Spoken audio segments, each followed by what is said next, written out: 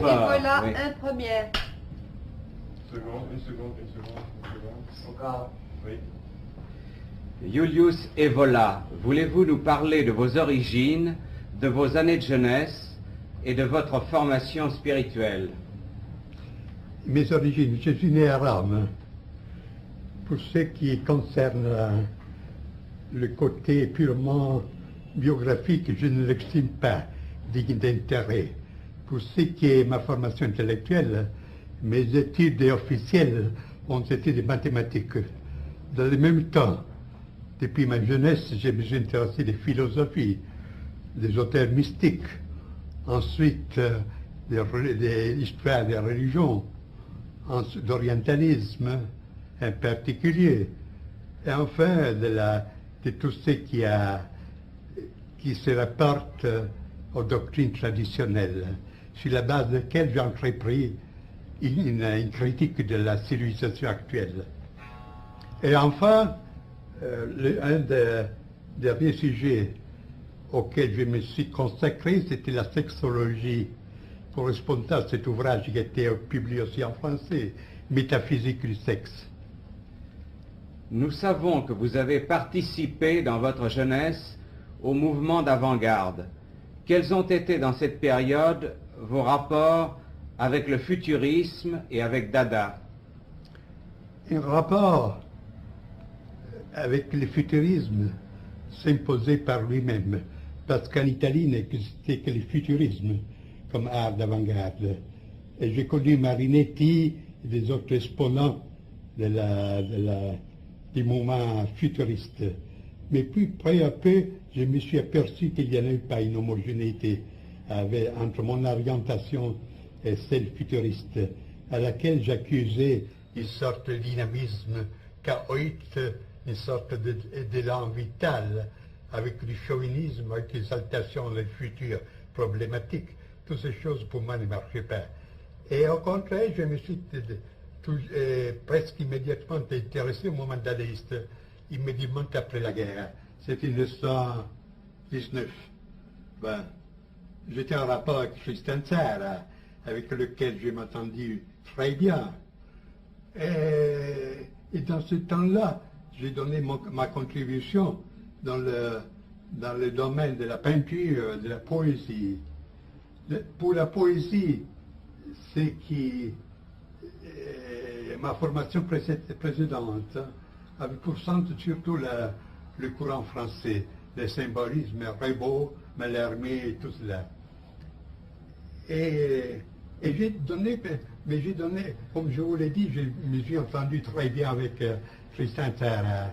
Et lui aussi avait une certaine compréhension pour mon interprétation particulière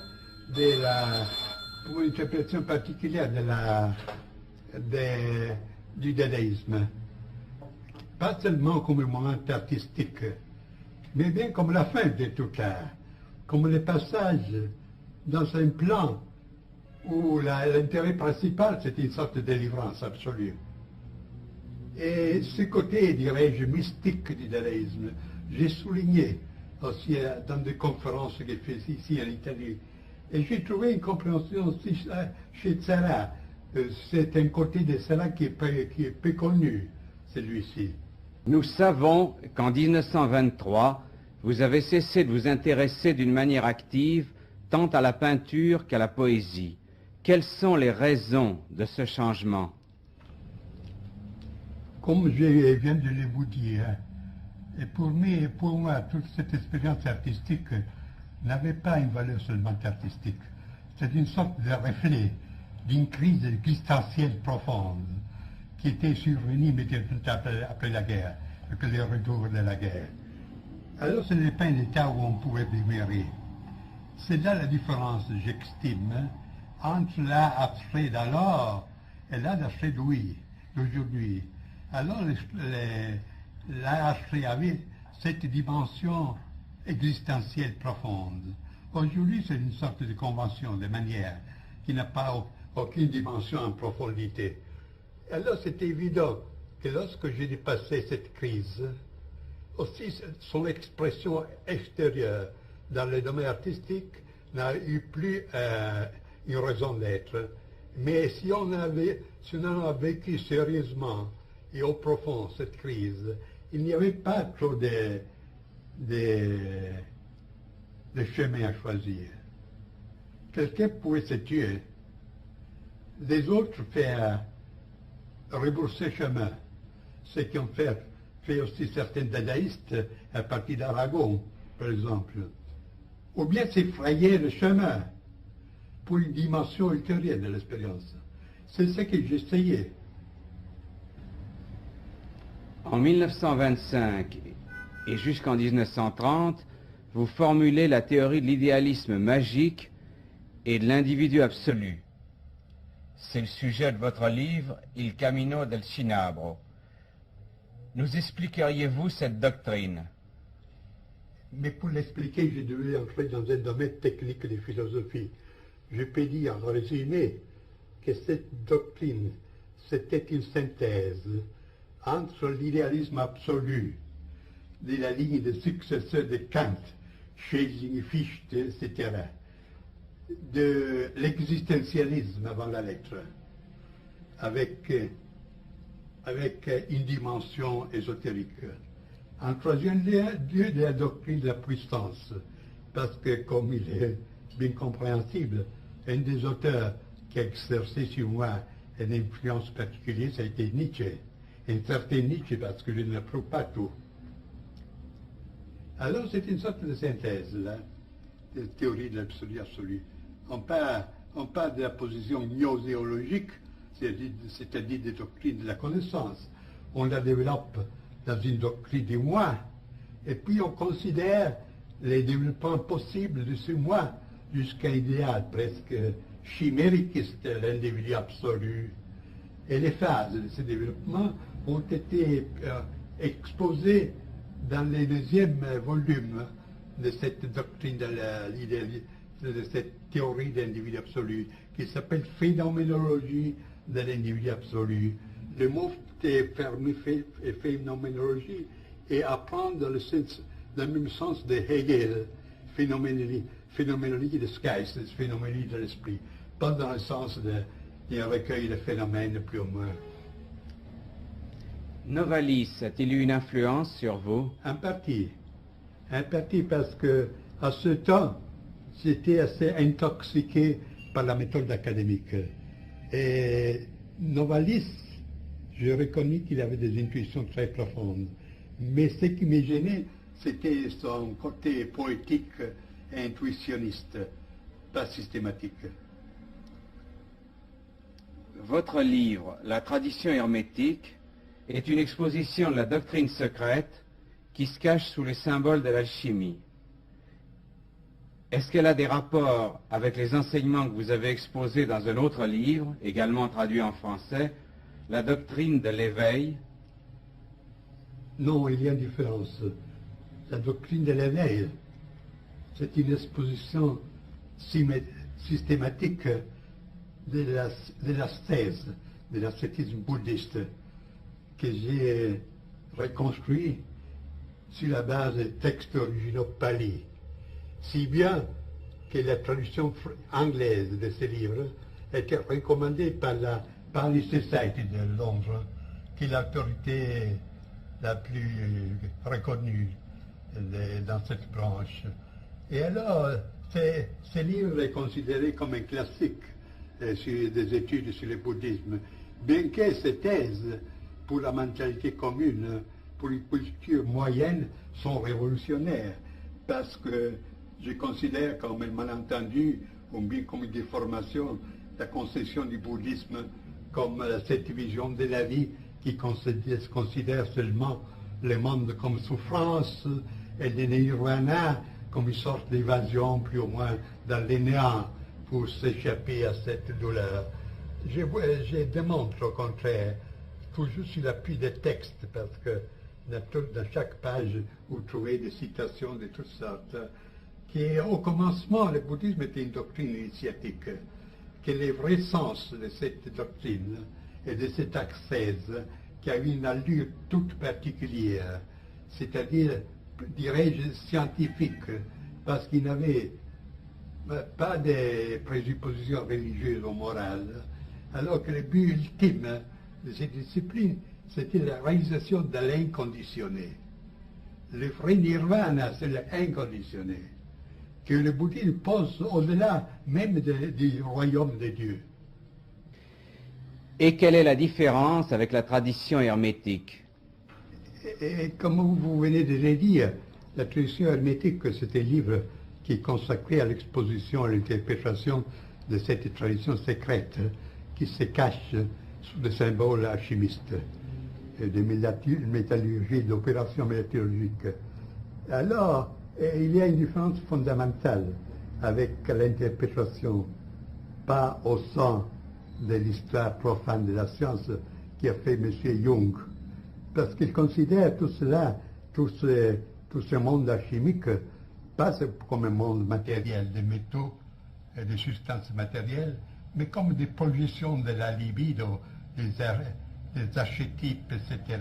Au contraire, j'expose ces enseignements comme un enseignement initiatique qui, comme tel, concerne les forces réelles, bien que pas physiques, et a pour but la transformation intérieure de l'homme. Alors là, il y a, je voudrais dire que ceux des livres, Doctrine de l'éveil et Doctrine tradition hermétique, indiquent deux voies possibles. L'un, c'est d'une ascèse sèche, virile, du détachement. On réalise les noyaux, dirais-je, olympiques de l'être par les moyens du détachement absolu de tout, soit du lien terrestre, soit du lien céleste. Au contraire, la tradition hermétique a un esprit bien plus occidental, je m'aventure de le dire, c'est-à-dire a un caractère opératif. C'est une réalisation immanente, dont le but est près de ceux des grands mystères, c'est-à-dire c'est significatif que le but, que l'état ultime de la religion hermétique est signé par des symboles royaux. C'est la couronne, c'est le roi, c'est l'empereur. Et ce n'est pas les couleurs blanches de la contemplation, mais c'est les couleurs rouges du feu. Alors là, c'est une tradition très intéressante au point de vue de son affinité avec l'esprit aussi de l'Occident. Et je pense que mon exposition, je dois le dire, c'est l'exposition la plus complète et plus approfondie aussi pour les comparaisons avec les autres enseignements qu'il existe sur ces sujets. Aussi Jung a éprouvé la nécessité de citer mon livre entre les systèmes, entre les expositions systématiques de l'hermétisme. Mais à votre avis, et c'est je crois une chose essentielle pour la suite de votre exposé, peut-on se détacher de soi-même? Mais c'est là la présupposition de toute doctrine ascétique, même mystique, encore davantage initiatique. Votre ouvrage, La révolte contre le monde moderne, date de 1934. Il est la base d'une révolte de droite qui, comme vous l'avez dit, se présente d'une façon bien plus radicale que toutes les contestations actuelles auxquelles vous reprochez l'importance attribuée à Herbert Marcuse. Voulez-vous vous expliquer sur ce point et nous indiquer en quelques mots la matière et l'orientation de la révolte contre le monde moderne? La révolte contre le monde moderne, c'est un livre assez gros, assez fort. Il se compose de deux parties. L'une s'appelle Le monde de la tradition. Et je cherche de donner ce qu'on appelle en philosophie une doctrine de catégorie du monde traditionnel, c'est-à-dire les formes constantes dans lesquelles se présentent à travers des différences presque indéfinies, mais qui ne cachent pas l'identité de la substance, la forme dans laquelle se présentent les structures fondamentales d'une société, c'est-à-dire à partir de la royauté, la loi, l'État, l'espace, le temps, la guerre, les relations entre les sexes, le jeu. Et c'était tout cela, en puisant dans les documents les plus variés, à partir de l'Extrême-Orient jusqu'à l'Amérique précolombienne, du Moyen-Âge jusqu'à l'Antiquité méditerranéenne, etc. La deuxième partie, alors la première partie, je pourrais l'appeler morphologique. La deuxième, au contraire, c'est une sorte de philosophie de l'histoire. En partant de la préhistoire, la plus lointaine, je cherche de reconstruire, ou d'interpréter, si vous le voulez, les cours de l'histoire. Cours dont la clé, pour moi, est l'idée d'involution, et pas d'évolution. Et à ces sujets, je prends comme base non des idées personnelles, mais cette doctrine des 4 âges que vous retrouvez dans des traditions très différentes, avec une remarquable homogénéité, à partir de la doctrine hindoue de Yuga jusqu'à la doctrine que Hésiode expose des 4 âges, l'âge de l'or, de l'argent, du bronze et du fer, jusqu'aux enseignements du même esprit nordique, etc. Et alors, sur la base de ce schéma, j'interprète les phases principales du développement, c'est-à-dire de la chute occidentale.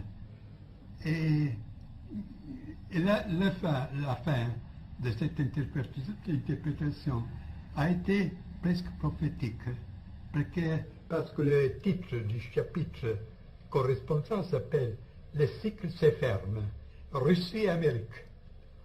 Et je donne l'image de la Russie bolchéviste et de l'Amérique capitaliste comme deux branches des mêmes choses que malgré toutes les différences ont les mêmes sens, d'étrangler tout ce qui reste de l'Europe traditionnelle. C'est ce qui est arrivé après. Si vous considérez que le livre est paru en 1933-34 en Italie, en 1934 en Allemagne. Alors,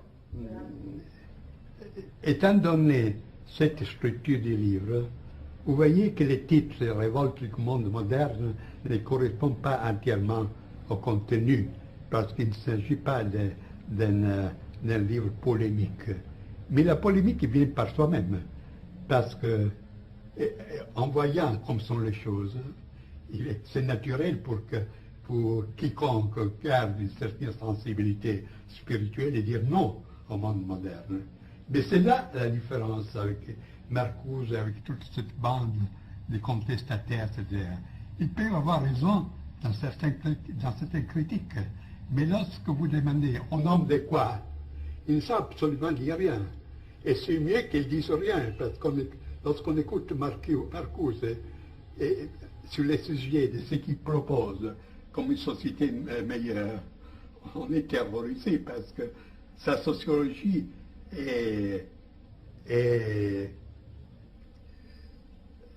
s'inspire d'un freudisme tellement grossier qui fait absolument rire. Alors c'est ça, puisque dans mon livre, comme point de départ, je pose le monde de la tradition, je pose en même temps le point de repère. À propos de la tradition, dans le sens éminent, dont vous vous considérez en Italie comme le principal théoricien, quels sont les rapports entre vos idées et celles de René Guénon, qui avait la même orientation traditionnelle et antimoderne? Bon, il y a une différence qu'en partie dépend de ce qu'on appelle l'équation personnelle. Parce que ma constitution, ma tradition était différente de celle de Guénon. Guénon était somme toute un intellectuel. Moi, j'étais plus pour le côté actif, pour le côté action, etc. Et ces différences se projettent à une certaine mesure aussi dans les interprétations respectives que nous donnons à tout l'héritage traditionnel. Pendant que Guénon souligne surtout le rôle de la contemplation, de la connaissance, moi, je ne nie pas le rôle que connaissance et contemplation ont. Mais j'ai dit qu'une autre voie possible, c'est celle de l'action.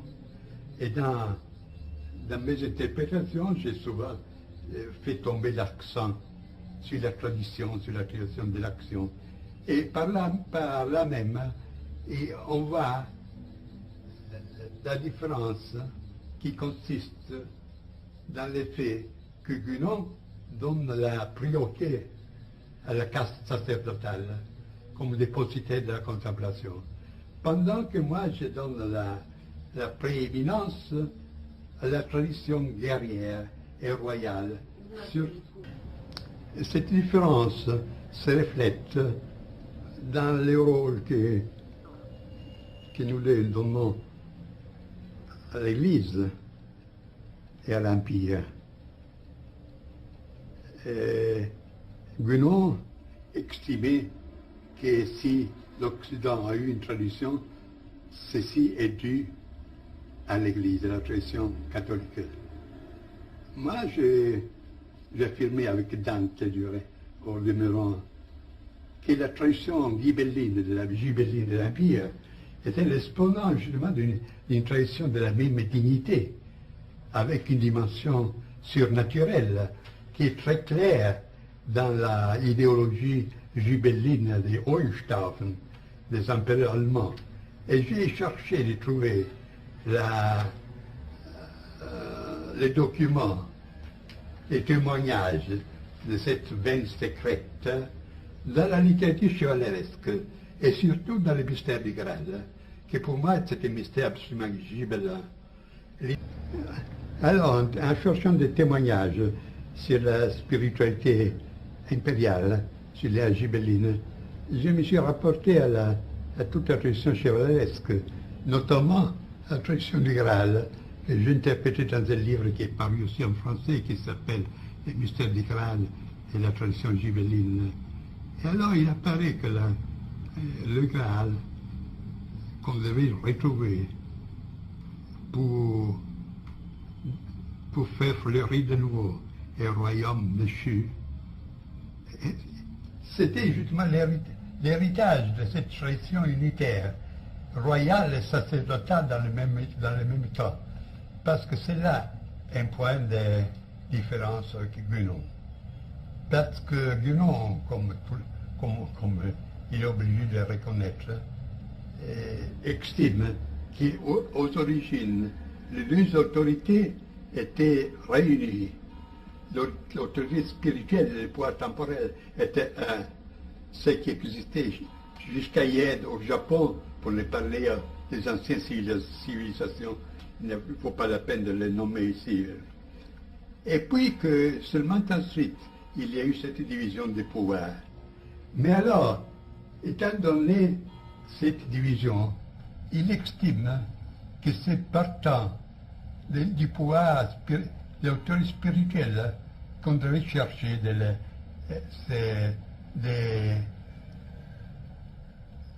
de venir à une reconstruction traditionnelle. C'est qui est arbitraire parce qu'il s'agit de des morceaux. On peut concevoir la même entreprise aussi partant de l'autre tronc, c'est-à-dire intégration royale dans la dimension spirituelle.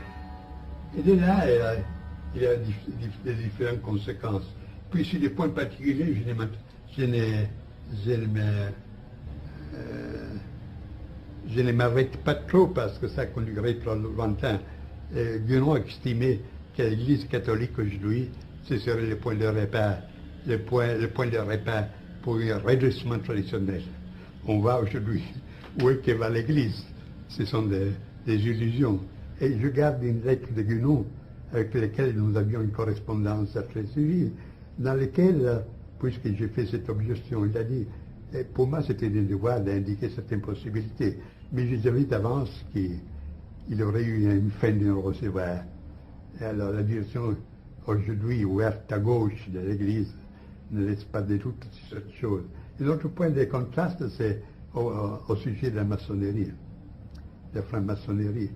Il considère que, puisqu'il est très formaliste, que lorsqu'on organise l'organisation traditionnelle, au moins aux origines traditionnelles, garde intactes ces rites, ces cérémonies toutes ces opérations, elle maintient sa valeur.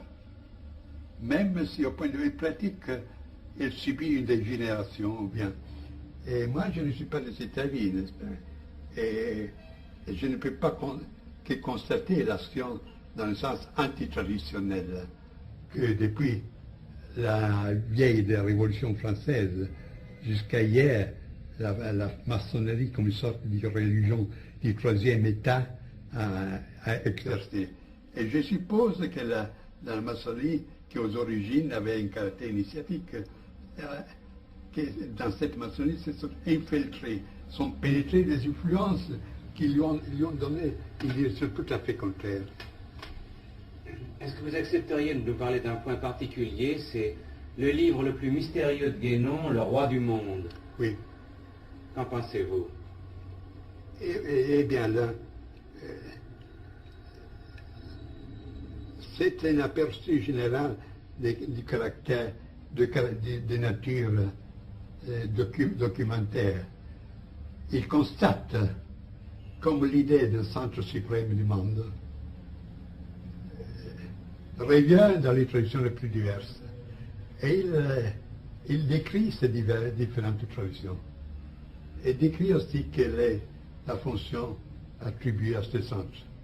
Quant à dire si ce centre existe ou non, il croit qu'il existe, mais il ne va pas trop à s'aventurer si dangereuse, parce que j'écris un essai dont le titre est Les centres initiatiques de l'histoire. Ce roi du monde devait contrôler tous les destins de l'humanité. Que fait-il? Parce qu'il est clair que l'Occident, depuis longtemps, a pris la voie du déclin, d'évolution. Et aujourd'hui, encore davantage. Que fait-il? Ou il ne peut pas, ou il ne veut pas intervenir. Alors, c'est là un problème. Et nous ne parlons pas du Tibet, dont les mythes étaient si fascinants, si charmants pour beaucoup de spiritualistes, de théosophes. Et il a suffi que des bandes communistes l'envahissaient parce que tout ce qui était tradition tibétaine a disparu. Sur le plan de l'action, quels ont été vos rapports avec le national-socialisme et le fascisme? Est-ce qu'à cet égard, il faut se reporter à votre livre, Le fascisme et ses critiques du point de vue de la droite, suivi des remarques sur le Troisième Reich?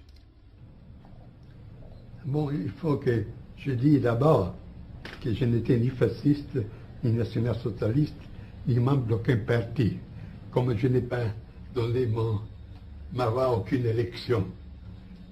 Pour ce qui est de ces mouvements, il y a deux côtés à considérer. L'un négatif, c'est-à-dire leur négation.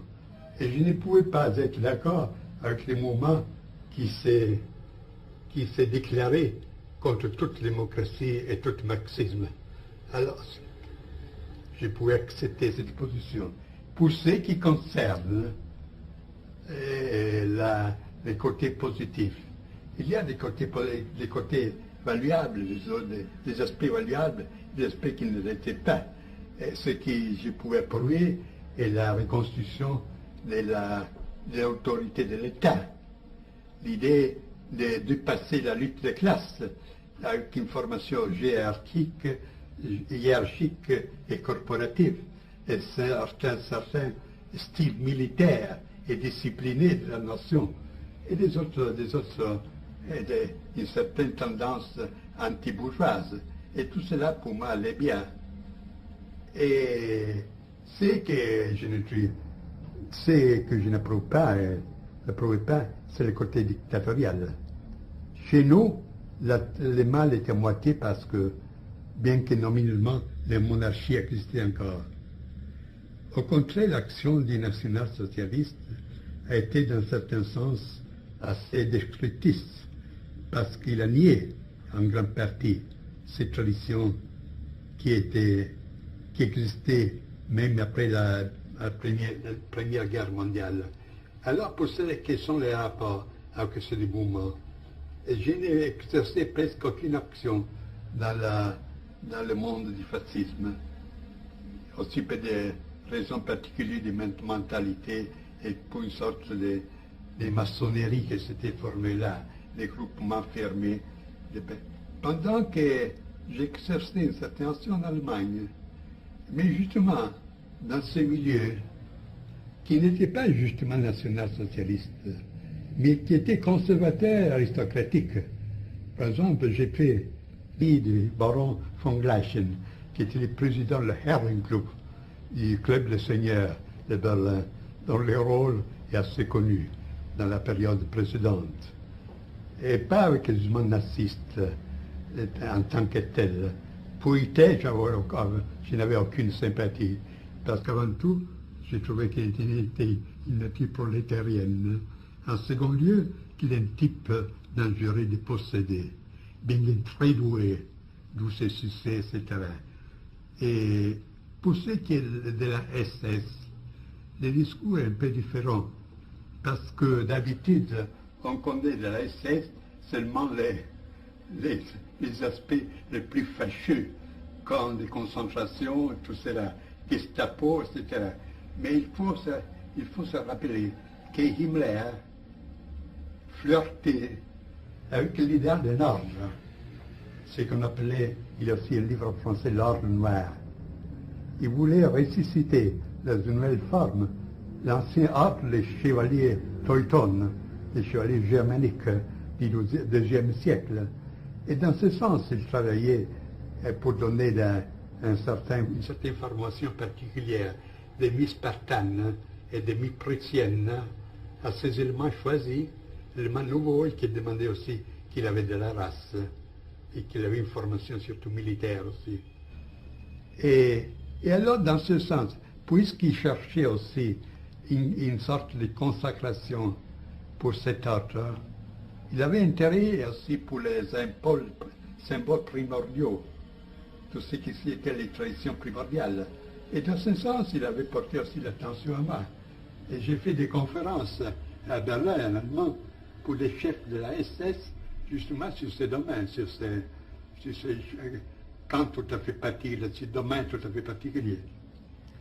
Et c'est là tout, je n'ai pas eu notre relation avec les Allemands. Est-ce que vous avez effectivement tenté de constituer le début de l'Ordre Noir? Qui était... Lui, Himmler. Himmler l'a tenté. Et il a formé. Si ce qui a formé était à l'auteur de l'idéal, c'était notre discours, n'est-ce pas? Voulez-vous nous dire quel est votre concept de race et pourquoi vous avez été accusé par vos adversaires de racisme? Mais vous savez, racistes, fascistes, etc., ce sont des étiquettes qu'on emploie très volontiers pour quelqu'un qu'on veut liquider sans se donner la peine de connaître les idées véritables.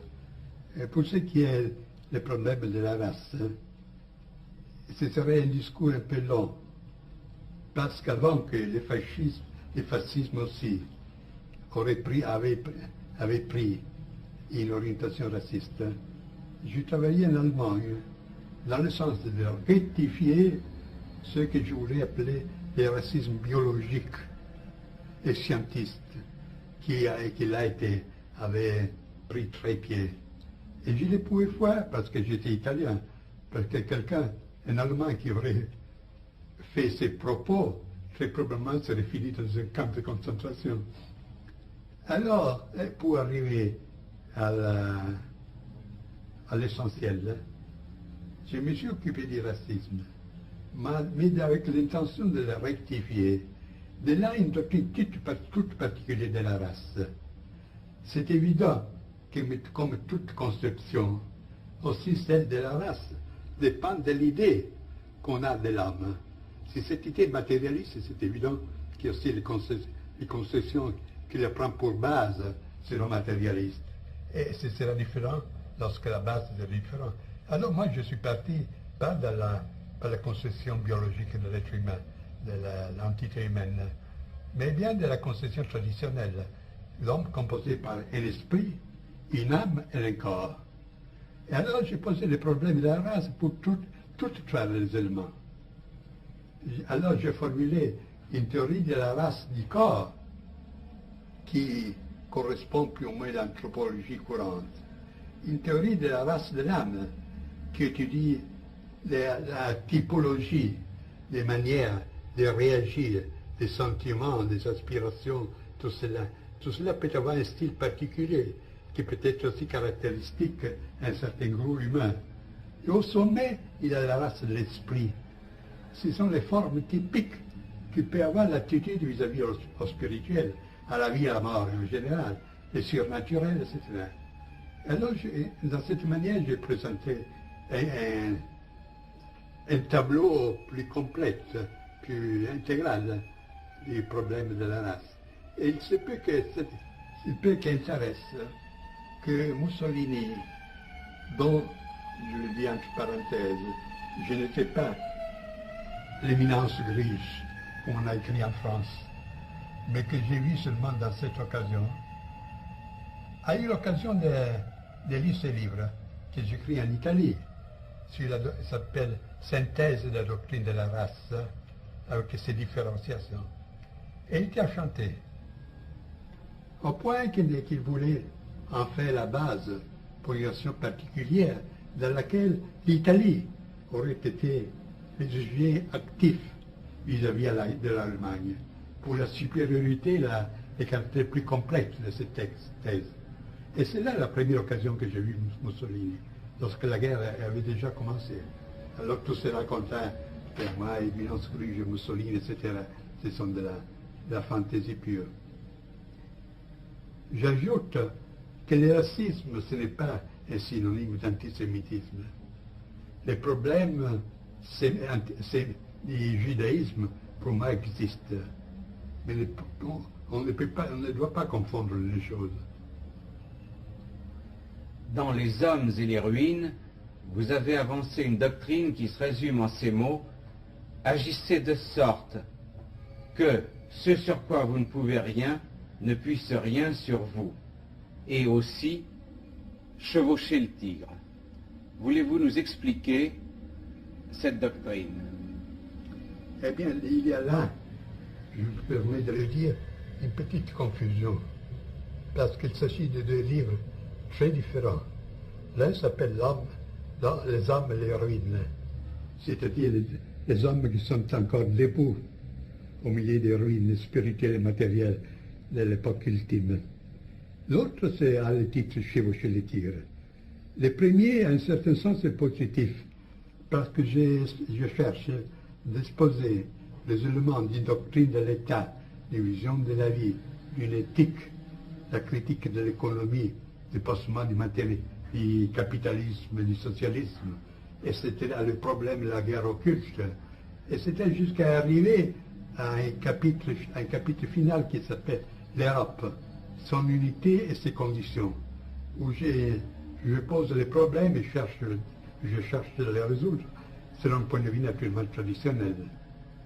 Alors ce livre a été écrit, maintenant il paraît en 3e édition, il a été écrit il y a 12 ans, dans le but de servir des points de repère par un groupement des droits italiennes.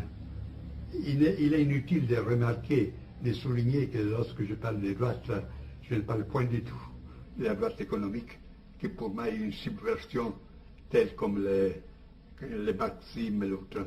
Il s'agit d'une droite politique aristocratique, si vous voulez, comme vous pouvez la concevoir, Metternich, Bismarck, ou si vous voulez, Borra, dans un certain sens. Alors il devait servir comme point de repère pour cette action, pour ce groupement, comme base idéologique pour ce groupement. Et je peux dire qu'après la guerre, celui-ci a été le premier livre, l'unique livre qui a exposé d'une manière systématique une doctrine antidémocratique, une doctrine aussi antisocialiste, etc. C'est l'unique chose qui existe. Maintenant, je cherche de le faire paraître en France. J'ai fait des tentatives. Et je pense que ce serait bien aussi parce on m'a dit qu'il y a assez de forces qui cherchent une orientation plus précise dans ce sens. Et chevaucher le tigre. Chevaucher le tigre, Bien, tandis que le premier livre a une intention positive, le point de repère pour une reconstruction, bien que hypothétique et utopique étant donné le temps. Le deuxième livre a une orientation, a une présupposition négative. C'est-à-dire que nous sommes désormais dans une époque de dissolution complète, qu'il y a des procès en cours qui sont arrivés à une phase telle qu'on ne peut plus les arrêter. Au point que s'opposer directement à ce procès, à ce phénomène, on risquerait d'être écrasé. Alors il y a une autre manière de les accepter, mais lui donner une direction différente. Et c'est là la formule chevaucher le tigre. Le tigre, c'est qui est déchaîné, chevaucher et s'y mettre dessous pour attendre que l'animal se fatigue ou bien s'épuise pour prendre la parole. Et là, il y a un autre point. C'est une formule tantrique. Transformer les poisons en médecine. Et alors, dans ce livre, j'ai considéré une série de domaines. La religion, la morale, la science, les arts, la politique, la vision du monde, la société, la famille, le sexe, et tout cela. Et j'ai examiné le caractère de la dissolution qui a frappé tous ces domaines. Et puis j'ai indiqué de quelle manière on peut utiliser cette dissolution, pas avec un résultat négatif pour une destruction, comme c'est le cas pour la plus grande partie des personnes, mais pour un homme que j'appelle l'homme différencié, pour acquérir une libération supérieure, en détruisant de certaines formes qui, somme toute, ne sont pas les formes du monde de la tradition, mais la forme de la civilisation de la société bourgeoise, acquérir une nouvelle supérieure liberté. Alors c'est là le thème de ce deuxième livre. Vous vous êtes beaucoup occupé du sexe et surtout de la métaphysique du sexe. Un de vos ouvrages, paru en France, y a rencontré beaucoup d'intérêt. Pouvez-vous nous en parler? Du sexe, je me suis occupé assez récemment. Et ce livre a eu son point de repère, avec l'intention que j'avais d'écrire une introduction au livre de Weininger, Sexe et caractère. Puis là, j'ai vu que la matière s'élargissait d'une manière telle que ce n'est pas possible de continuer à s'introduire. Alors, naturellement, en recueillant les autres matériaux, j'écris ce livre. Et on peut dire que, dans un mot, que c'est l'anti-Freud. C'est la position de Freud.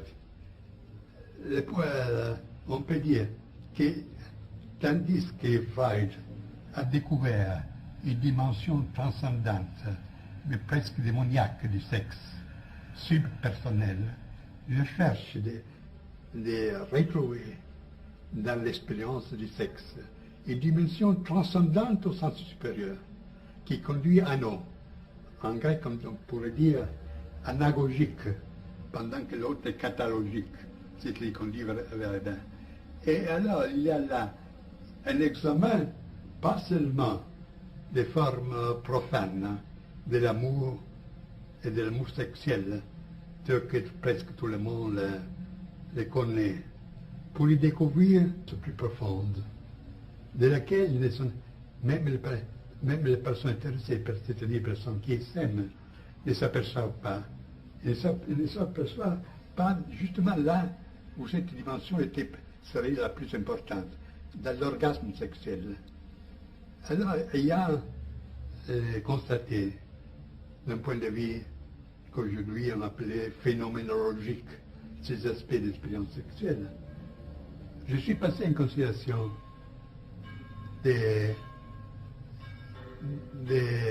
d'études comparées. J'ai constaté comme cette dimension, dans les autres civilisations, avait toujours été reconnu.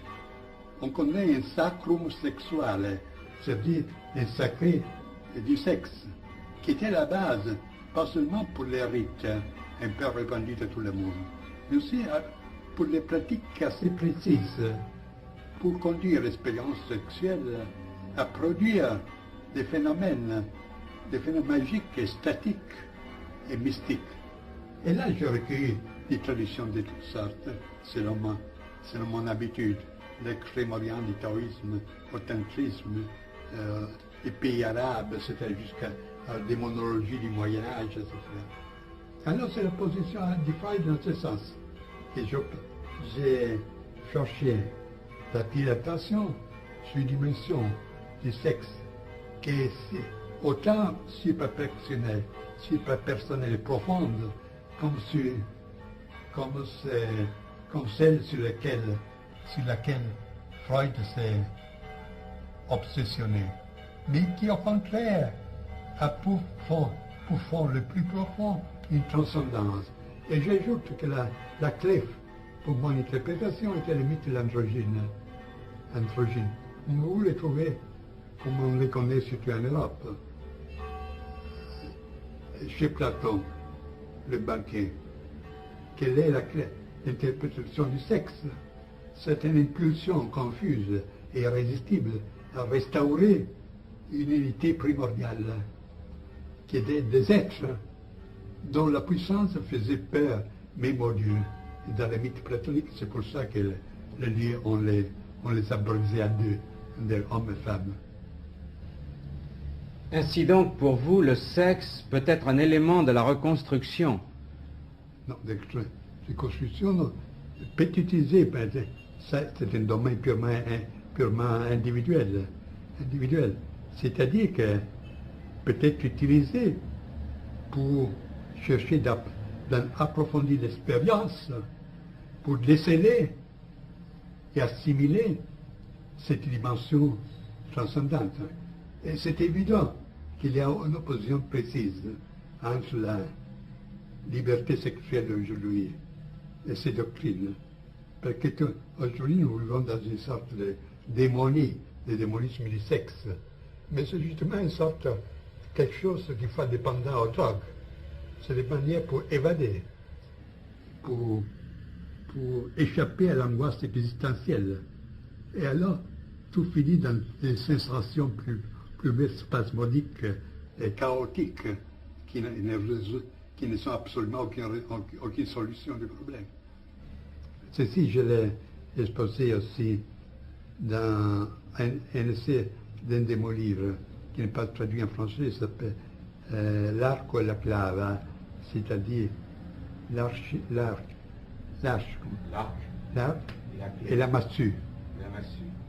Mais vous-même, vous ne vous êtes jamais marié. Pourquoi? Parce que j'ai tenu à ma liberté absolue, aussi dans ce champ.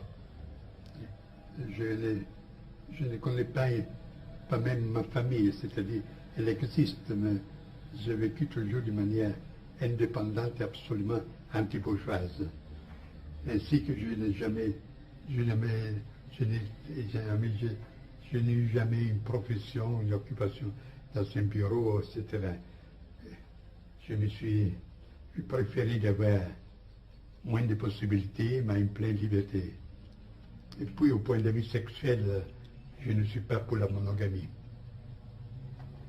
Veuillez excuser cette question, mais on a souvent dit que vous vous livrez à des pratiques magiques, à la magie noire de la voie de la main gauche tantrique. D'où pensez-vous que naissent de tels bruits, de telles suppositions? Mais comme je vous l'ai dit, il y a des personnes qui veulent absolument créer des mythes et prendre les occasions les plus drôles pour se satisfaire. On est arrivé même, justement, c'est en France qu'on a écrit que chez moi, on célèbre les messes noires avec les jeunes filles blondes chaque semaine. Alors, étant donné mes conditions, il y a à dire ce mot allemand, zu schön um wahr zu sein, c'est-à-dire c'est trop beau pour être vrai.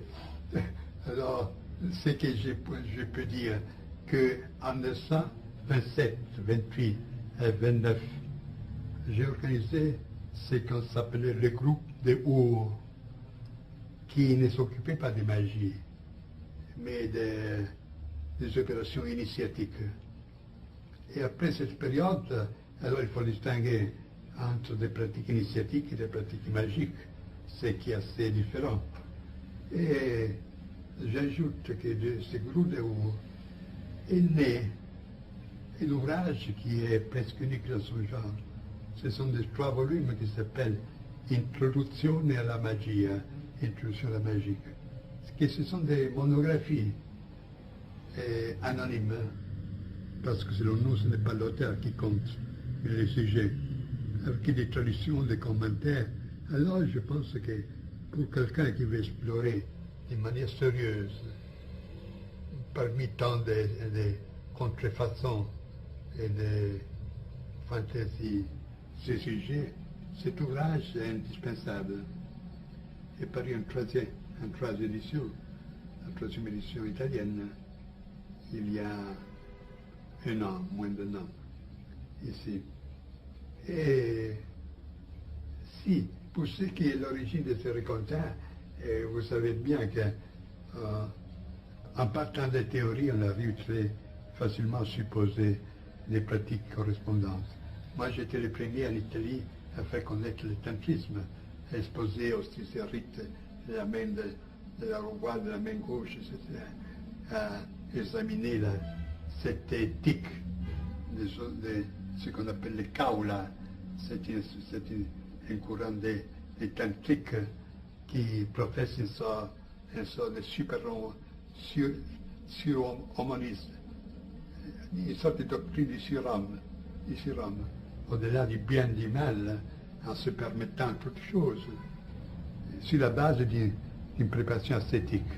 C'est là le singulier, qu'on considère l'ascétisme dans ce courant, pas pour un moyen de se détacher du monde, mais pour être libre de le vivre, sans y être pris.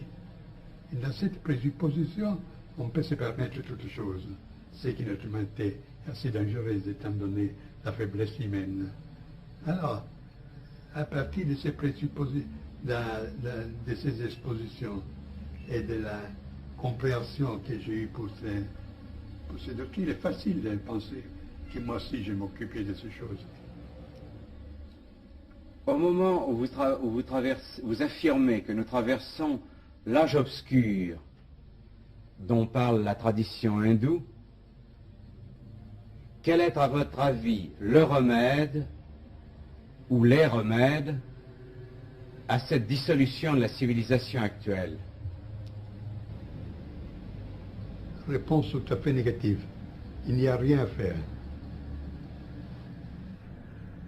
Selon cette doctrine de philosophie de l'histoire ou métaphysique de l'histoire, sur une base involutive dont je vous ai parlé dans les questions précédentes, nous sommes jusqu'à la fin, presque à la fin d'un procès de dissolution qui a commencé pas hier, qui ne consiste pas dans ces aspects plus ou moins indifférents, bien que fâchés de la société de consommation, technocratie et tout ça, mais qui a commencé bien en avant, avec la perte progressive de tout sens réel, du surnaturel, avec la coupure des liens qui rattachaient l'homme à ce qui est plus humain, plus que humain. Étant donné que ce procès qui a commencé depuis des siècles, nous sommes arrivés presque à la phase ultime. Et c'est assez absurde de chercher d'arrêter ce procès comme arrêter une lavine. On dit lavine, la neige qui forme une avalanche. J'ai fermé lorsque presque arrivé dans la vallée. Mais alors il n'y a qu'à attendre, ça se rattache un peu avec la doctrine de chevaucher les tigres, comme vous pouvez bien le comprendre. Et il n'y a que dire que ce qui est important, et que cette personne s'était malgré tout debout pour continuer, même de manière souterraine, et avec pas des effets immédiats, la tradition. Et je reporte souvent des beaux mots d'un poète autrichien, Rilpart, qui dit « Le souhait est que ceux qui ont veillé pendant la longue nuit se rencontrent avec ceux qui arriveront dans la nouvelle aurore. » Est-ce que vous avez l'espérance de la vie éternelle? Espérance. Vous savez que dans notre doctrine, nous n'avons ni espérance ni crainte. Où on sait une chose, on ne le sait pas. Je pourrais vous dire quelles sont les vies traditionnelles sur ce sujet, mais on ne finirait plus. Ce n'est pas une chose à dire la vie éternelle. Avant tout, il faut poser la question de la survivance. Puis distinguer les différentes sortes de survivance. Puis distinguer la survivance de l'immortalité, et ainsi de suite. Parler de la première mort, de la seconde mort. Et vous voyez que c'est un sujet très vaste que j'ai considéré dans mes livres. Et votre idée qu'il n'y a pas un autre monde, mais un seul monde avec une dimension invisible du monde, est-ce que vous appelleriez cela du nom de Dieu? Je ne comprends pas. Je veux dire, cette dimension invisible du monde, qui est dans tous vos livres, dimension surnaturelle, est-ce que vous lui donneriez le nom de Dieu?